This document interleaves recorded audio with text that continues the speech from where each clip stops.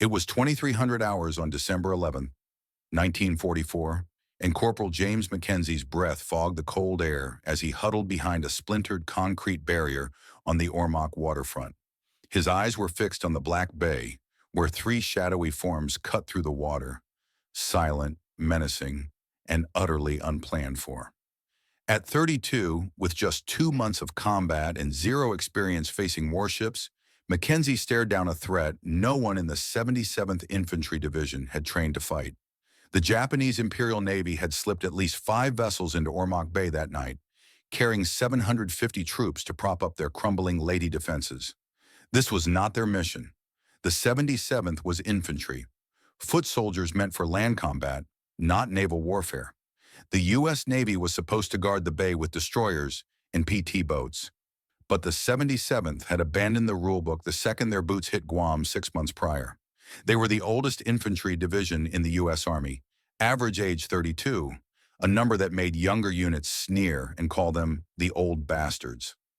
The Japanese had a far fiercer name for them, translating to demons who take no prisoners, and the numbers back both labels. Across the Pacific War, U.S. forces killed 2.2 million enemy troops and captured 50,000, a 2.2% capture rate. The 77th? 43,385 Japanese killed, just 358 captured, 0.8%, one-third the rate of every other American unit. On Leyte alone in 6 weeks, they killed 19,456 enemy soldiers and captured 124, a 157-to-1 kill-to-capture ratio. This was the legacy of Major General Andrew D. Bruce's command, a ragtag group of accountants, taxi drivers, and factory workers who had turned Leyte's western shore into a Japanese graveyard. Bruce, 49, a career artillery officer who lived by mathematics and overwhelming firepower, landed his division at Deposito on December 7th, 3.5 miles south of Ormok. The Japanese never saw it coming. They'd gambled the Americans would fight through the mountains, not launch a western coast amphibious assault. Bruce gave them 72 hours to regret it. By December 10th, the 77th had blasted through 23 miles of fortifications and seized Ormok. The town was rubble, Camp Downs ash, and the Antelo River ran red for 3 days. But the Japanese kept coming. Every night, barges and transport ships snuck past naval patrols, desperate to reinforce troops holed up in the mountains. For General Tomoyuki Yamashita, those reinforcements were non-negotiable. He'd staked everything on making Leyte the Philippines' decisive battle, and he could not hold the island without fresh men. For the Americans, stopping them was critical, and it was the Navy's job, or so it was supposed to be. The 77th had brought M10 tank destroyers to Leyte, weapons built for one purpose: hunting German tanks in Europe. The 3-inch gun motor carriage sat on a modified Sherman chassis, its open turret housing a devastating cannon with a 1,000-yard effective range against armor. But against ships, no one knew. No one had ever tried. The M10s were positioned along the waterfront with the 307th Infantry Regiment. Their orders simple: destroy fortified positions, support infantry assaults. Engaging naval vessels was not in the manual, not a single line. As Mackenzie watched the dark shapes grow larger, the unknown hung heavy. The lead vessel, an LST-sized Type 101 landing ship, crept toward the beach northwest of Ormok, where Japanese troops held the hills. If it unloaded its men, the Americans would face another week of brutal fighting. 20 minutes earlier, the M10 crews got their orders: track the vessels, wait for illumination, fire on command. No one knew if their rounds could punch through a ship's hull, if the Japanese would return fire, if this reckless plan would work. Mackenzie checked his watch.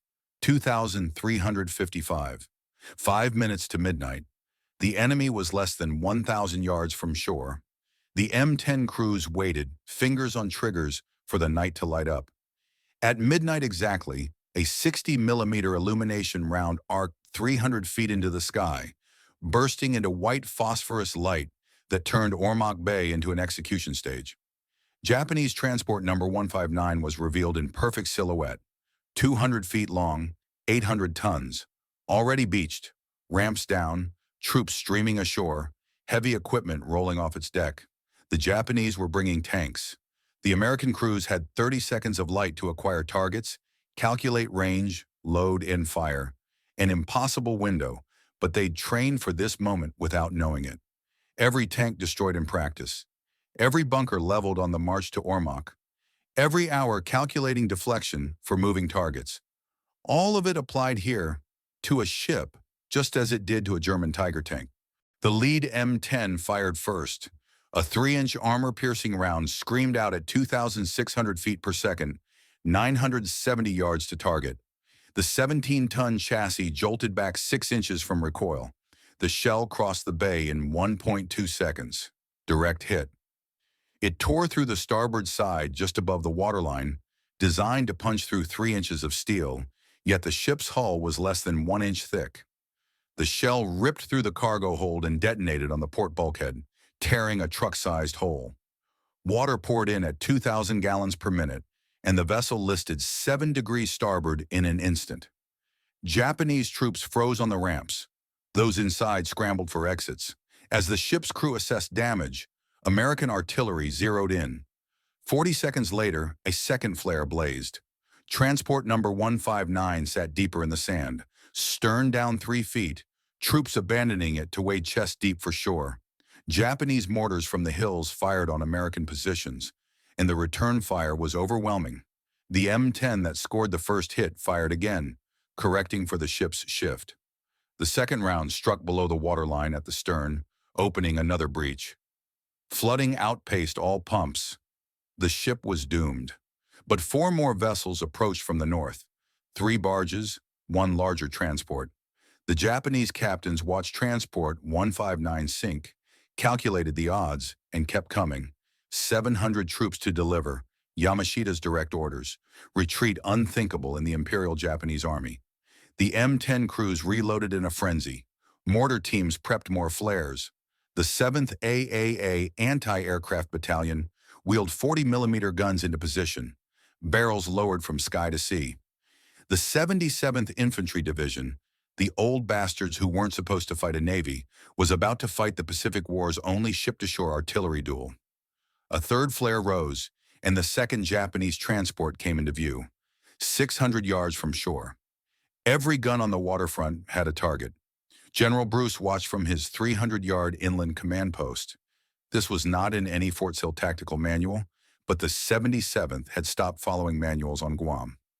At 0:15 hours, the order came. All guns, fire at will. The waterfront erupted. 40mm anti-aircraft guns unleashed a hailstorm on surface targets. 50 caliber machine guns raked barges, tracers cutting the dark. 307th self-propelled howitzers pumped 100 of 5mm high-explosive shells into approaching vessels. 3 M10s, built to kill Nazi tanks, fired 3-inch rounds at troop transports. The math favored the Americans overwhelmingly. Japanese vessels had no armor, no meaningful defenses, no room to maneuver in the shallow bay. They were vulnerable cargo carriers under concentrated fire from pre-positioned shore guns. At 00:16 hours, the second transport took a hit. An M10 round tore through its bow, detonating in a packed forward hold, killing 40 instantly. Yet the ship kept coming. Japanese discipline held. The captains set course for shore. The howitzers fired next. 105mm shells designed for overpressure and shrapnel hit the superstructure, deck, then waterline, ripping the hull open like a can opener. The transport limped 200 yards before flooding became critical. The captain running it aground 400 yards from shore. Too far to wade, too shallow to float. Japanese soldiers jumped into overhead water. Many drowned. Those who swam for shore were picked off by machine gun fire. By 00:20 hours, Transport 159 was fully submerged, only its superstructure peaking above waves. 150 troops had made it ashore, 200 stranded in the water, the rest lost with the ship. 300 casualties from one vessel alone. The 3 Japanese barges, smaller, faster, 50 troops each, scattered to split American fire. A reasonable gambit that failed completely. The 7th AAA had 6 40mm guns, 120 rounds per minute, 2,000-yard effective range. The barges were well inside it. At 0022 hours, the 40mm cruise fired. The first barge disintegrated. 50 explosive rounds hit in 12 seconds, reducing it to wreckage and body parts. Less than 10 survivors flailing in the water. The second barge tried to flee, helmsman slamming the rudder hard for deeper water. But the M10 cruise tracked it. At 0024 hours, the lead M10 fired, the round splitting the barge amidships. Both halves sank in 30 seconds, troops thrashing in oil-slicked water, machine guns finding them soon after. The third barge came closest, captain driving it at maximum speed for the beach, ignoring the fire. .50 caliber rounds punched its wooden hull, mortars detonated around it, yet it grounded 70 yards from shore in 3 feet of water. Troops poured over the sides, wading forward, and made it 15 yards before interlocking American machine gun fire cut them down. All 50 died in the water. The entire engagement lasted 18 minutes. 5 Japanese vessels attacked, 5 were destroyed. 750 estimated enemy casualties, 0 American losses, but the night was not over. Radio intercepts reported more Japanese vessels approaching from the north. The old bastards had just sunk a navy with tank destroyers, won an impossible battle, but the fight was far from finished. General Andrew D. Bruce received the after-action report at 0040 hours. The numbers stark and staggering. 5 enemy vessels destroyed, 750 Japanese troops killed or drowned, 0 American losses. 1 M10 fired 7 rounds, another 5, the third 3, 15 3-inch armor-piercing shells total, all on target. Self-propelled howitzers expended 42 rounds, 40mm guns roughly 600 combined. For Bruce, the mathematician, the data said it all. The Japanese could not reinforce Ormok by sea, not while the 77th held the waterfront. Every vessel would face the same overwhelming fire. Every soldier who tried to wade ashore would die. The Imperial Japanese Navy had just lost an engagement to an infantry division of middle-aged civilians, labeled the Old Bastards. Bruce sent his report to 24th Corps headquarters minutes later, brief and unembellished. Enemy attempted reinforcement of Ormok Bay. 5 vessels destroyed. Request air reconnaissance at first light to confirm kills. The Corps commander read it twice before believing it.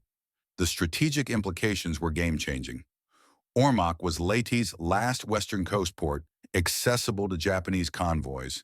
Yamashita's lifeline since late October, despite devastating U.S. air and naval losses. Between November 9th and December 11th, the Japanese launched 9 Leyte convoys, landing 34,000 troops but losing 20 transports, 6 destroyers, a submarine, 3 escorts, and a patrol boat.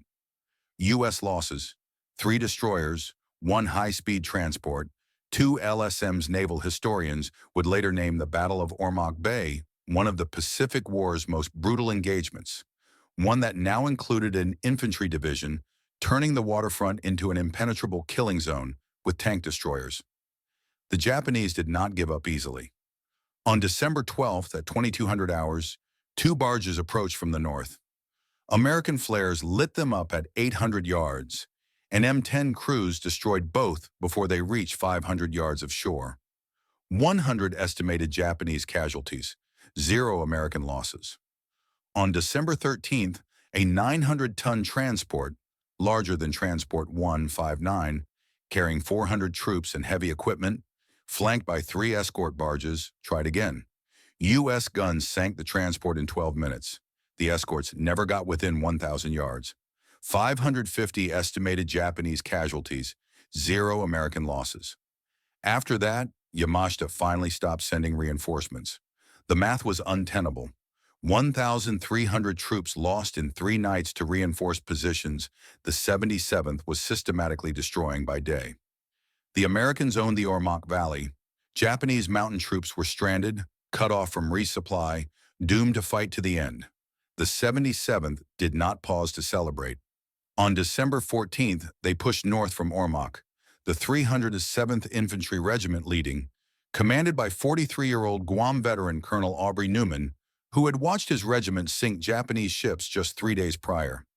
Now he led them into the mountains to finish the Japanese 35th Army, Yamashita's last hope for Leyte.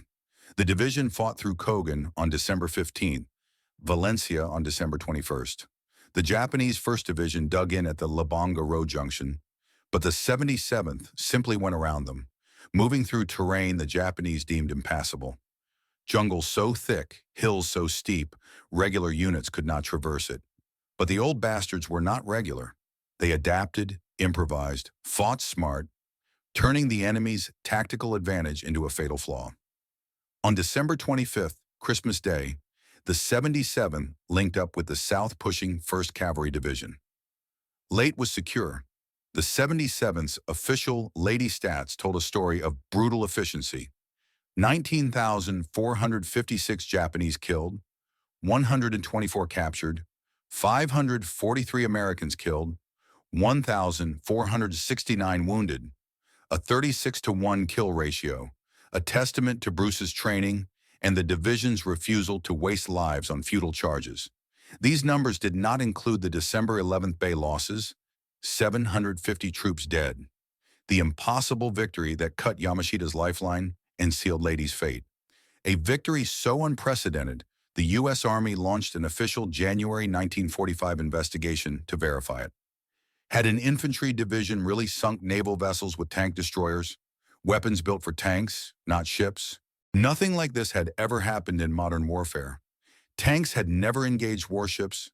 Tank destroyers had never fired at ships. The M10 was built for Europe's tank wars, not Pacific troop transports. The investigation team examined Ormok Bay's wrecks at low tide. Transport 159 lay in 15 feet of water, 2 3-inch starboard entry holes, exact M10 caliber, below the waterline, flooding matching the 77th's after-action timelines. Navy divers reached the second transport in deeper water, finding 3 hull penetrations, 2 3-inch rounds, 1 105mm howitzer shell. The 3-inch rounds had punched clean through, starboard to port. Seafloor shell fragments were tested. 1944 Umarine M10 armor-piercing rounds from New York's Watervliet arsenal. The conclusion was unequivocal. The 77th had sunk Japanese vessels with shore-based M10 tank destroyers.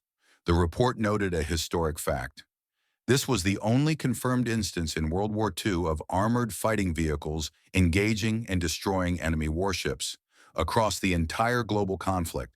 The Germans, Soviets, British, Japanese, none had done it. Only the 77th, the old bastards, had turned tank destroyers into coastal defense guns to sink amphibious landing ships. In March 1945, the M10's tactical manual was updated, a 3-paragraph section added, employment against naval targets. It noted 3-inch rounds could penetrate unarmored vessels up to 1,000 yards, recommended waterline hits to maximize flooding, and cited Ormok Bay as the sole reference case.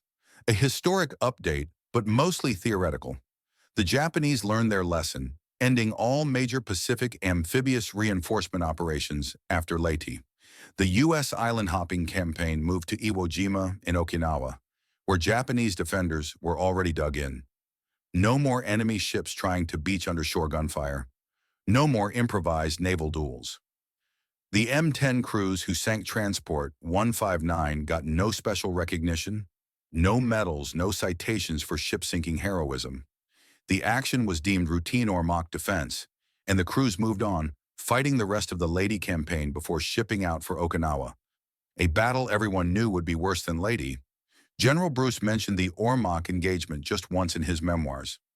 The 77th had demonstrated unusual flexibility in employing all available weapons against enemy forces, regardless of whether those weapons were designed for the task. For Bruce, this flexibility was the division's defining trait. The old bastards didn't care about the manual. They cared about killing the enemy efficiently and coming home. The M10S stayed with the 77th through Okinawa, serving their intended purpose, destroying fortifications, supporting infantry, knocking out artillery. They never sank another ship. The opportunity never came. By the war's end, December 11, 1944, was a mere footnote in the 77th's history, a small moment in a year of continuous combat. The division fought 3 major campaigns: Guam, Leyte, Okinawa, 43,000 plus enemy killed, 358 captured, 2,000 plus of their own lost. Sinking 5 ships in 18 minutes was just another engagement, just another night of the job. But for Pacific War historians, Ormok Bay remained unique. A one-time feat of ingenuity that defied all military doctrine, a testament to what ordinary men could do when the mission demanded the impossible. The 77th Infantry Division was never supposed to be elite. Reactivated in March 1942, the U.S. War Department saw it as a standard infantry formation. Another body for the Pacific meat grinder. No special skills, just men to fight and die. The troops were not professional soldiers. They were drafted civilians from New York and New Jersey, average age 32, too old for most infantry divisions, where soldiers were in their early 20s. The Army called them reservists. Everyone else called them the old bastards. Accountants from Manhattan, taxi drivers from Brooklyn, factory workers from Jersey City. Ordinary men plucked from their lives because America needed bodies, because the war needed to be won. They trained 14 months at South Carolina's Fort Jackson, standard infantry training, no frills, marksmanship, jungle warfare, amphibious landings. They qualified on weapons, passed physicals, all a decade older than other units. Proof age mattered less than heart and discipline. By June 1943, they were ready for deployment. Major General Andrew D. Bruce took command in May 1943, a 47-year-old artillery officer known for aggressive tactics and zero tolerance for incompetence. When he looked at his middle-aged civilians, he saw not weakness but mental potential. These men could not outrun or outfight the 1st Marine Division's young troops, but they had what the Marines lacked: life experience, patience, the ability to think before acting. Bruce trained the 77th differently, casting aside standard doctrine of speed and frontal assaults. He emphasized fire discipline over speed, maneuver over direct attack, conservation of force over reckless bravery. The old bastards learned to let firepower do the work young Marines did with bayonets. Call in artillery and air support, surround enemy positions, blast them to oblivion before advancing. They learned to go around strong points, strike at weak spots, stay alive while killing efficiently, a lesson that would save thousands of lives. The 77th deployed to Hawaii in March 1944, honing amphibious and jungle tactics. Now average age 33, still the Army's oldest infantry division, still the unit other divisions eyed with skepticism. They answered the doubt on Guam. Landing July 21, 1944, as part of Operation Forager, the initial beaches were lightly guarded, but inland they hit fierce resistance. Jungle fortifications, cave machine gun nests, treetop artillery observers. Bruce's training paid off immediately. The 77th did not charge. They surrounded the enemy, called in fire, waited for bombardments to level positions, then cleared what remained with precise fire. The casualty ratio favored the Americans heavily. By August 8th, Guam was secure. The 77th had proven they could fight and win without unsustainable losses. Their after-action report cited fire discipline and tactical patience as key. Think before you shoot, maneuver before you assault. The 77th was supposed to rest in New Colonia after Guam, but orders changed. Leyte was a nightmare for the U.S. 6th Army, desperate for reinforcements. The division turned around, heading straight for the Philippines. No rest, no refit. They landed on Leyte November 23, 1944, Thanksgiving Day, spending 2 weeks patrolling the rear before Bruce got the Ormok order. Amphibious assault on the western coast, seized the port, cut off Japanese reinforcements. The 77th loaded December 6th, hit Deposito's beaches December 7th, Pearl Harbor's 3rd anniversary, captured Ormok December 10th, and made history December 11th, sinking 5 Japanese ships with tank destroyers.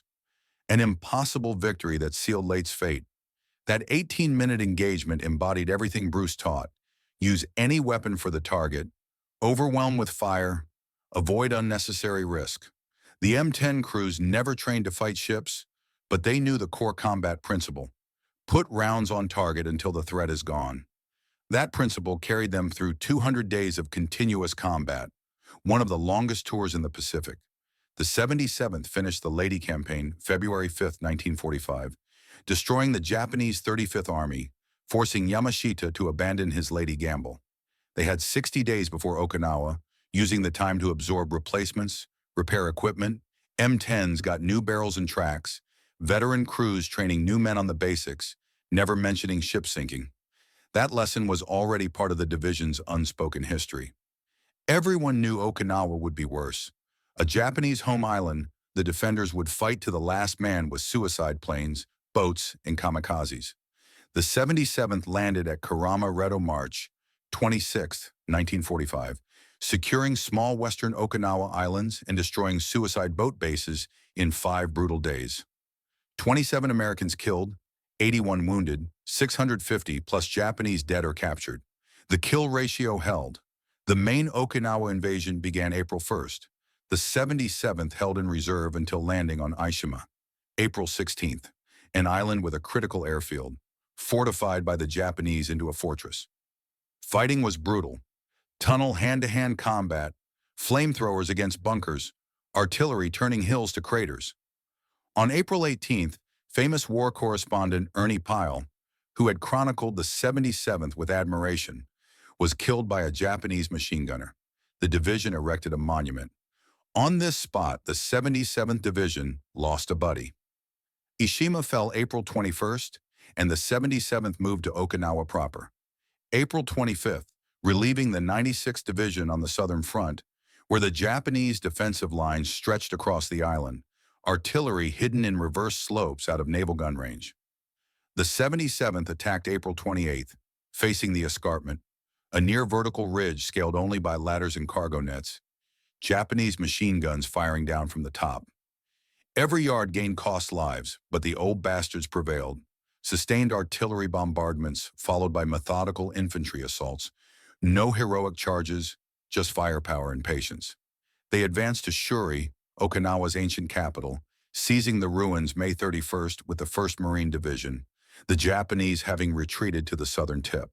The 77th fought on through June, sealing caves with explosives, clearing ridgelines, grinding down the enemy until Okinawa was secure. In July, the 77th moved to the Philippines to prepare for Operation Downfall, the planned Japanese home island invasion, set to be the war's bloodiest battle. But the atomic bombs fell in August, Japan surrendering August 15. The 77th never invaded Japan. Instead, they occupied Hokkaido, a peaceful final assignment. The old bastards had fought their last battle on Okinawa. Deactivated March 15, 1946 in Japan, the 77th's final World War II stats were staggering. 44,000 enemy killed, 488 captured, 2,140 Americans killed in action, 7,000 wounded, 200 days of combat across 3 campaigns. Their 0.8% capture rate remained the Pacific's lowest, living up to their Japanese moniker. Most came home, 2,140 did not. Their names carved on Guam, Leyte, and Okinawa memorials. Ordinary men too old for infantry combat, who fought anyway, who turned tank destroyers into ship killers because the mission required it. The last surviving M10 crew member of the transport 159 sinking was Robert Henderson, who died in 2003 at 84. He never spoke publicly about December 11, never told his family the story. When asked about the war, he said he'd done his job and come home. After his death, his grandson found his service records. Bronze Star, Purple Heart, Guam/Leyte/Okinawa ribbons, and an Ormok defense citation mentioning naval vessel engagement with tank destroyers. The grandson had never heard the story. Henderson had never told it. Most old bastards never did. They came home in 1946, back to taxis, bookkeeping, factory lines, starting families, rebuilding lives. The war a distant memory they did not want to relive. The 77th held annual New York reunions, the Old Bastards Club meeting on East 39th Street. The men talked of Guam, Leyte, Okinawa in military jargon, remembering fallen comrades, raising glasses to the 2,140 who never came home. But even there, they rarely spoke of sinking ships. It was just another engagement, another night in a year of combat. The M10 crews fired 15 rounds, sank 5 vessels, then moved on. The historical significance of Ormok Bay took decades to emerge as Pacific War historians stumbled on the feat, confirming it as World War II's only armored vehicle naval engagement from shore. They wrote papers, cited it as tactical flexibility at its finest, but no paper captured what it meant to the men there. The 15 rounds that destroyed 5 ships, the flares turning night to day, the cannon fire across the bay, the sight of Japanese soldiers dying in the water. No paper captured their unshakable certainty that night. This was the job, and they would do it. No manual, no odds, no matter that they were infantrymen fighting a navy. That certainty defined the 77th. Too old, too slow, never supposed to be elite, yet they killed 44,000 enemy troops and took fewer than 500 prisoners because they understood one fundamental combat truth, one that transcends all doctrine. Use every weapon available, maximize firepower, minimize risk, complete the mission. The M10 was built to kill German tanks in France. The 77th used it to sink Japanese ships in the Philippines. Nobody trained them for it. Nobody wrote the manual for it. But when transport number 159 tried to land troops at Ormok Bay on December 11th, 1944, the M10 crews put rounds through its hull and sent it to the bottom, because that was the job. 80 years later, that job is almost forgotten. The men are gone. The M10s were scrapped decades ago. Transport 159 still lies on Ormok Bay's floor, 15 feet underwater and 80 years of silt, a rusted relic of an impossible victory. December 11th, 1944, exists only in after-action reports, declassified documents, and the fading memories of survivors. But it happened. American tank destroyers sank Japanese warships once, on one night, in one place. It never happened before. It never happened again. It was the only time in history. And now you know the story of the old bastards of the 77th Infantry Division, ordinary men who did the impossible because the mission required it.